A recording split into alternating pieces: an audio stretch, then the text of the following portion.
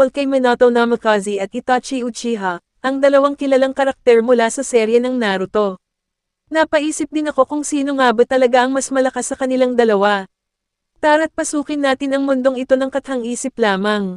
Let's go! Noong unang panahon, sa Hidden Leaf Village, isang debate ang sumiklab sa mga taga-nayon tungkol sa kung sino ang mas malakas, si Minato Namikaze, ang ika-4 na Hokage, o si Itachi Uchiha, ang prodigy ng Uchiha clan. Kilala silang pareho sa kanilang hindi pangkaraniwang kakayahan at stratehikong kaisipan, ngunit sino nga ba ang tunay na pinakamalakas? Kilala si Minato bilang Yellow Flash of the Leaf dahil sa kanyang hindi matutumbas ang bilis at kanyang Flying Radiant Jutsu. Siya rin ang lumikha ng Rasengan, isang mapanganib at malakas na teknik.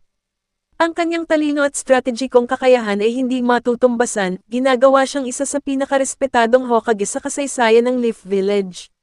Sa kabilang banda, si Itachi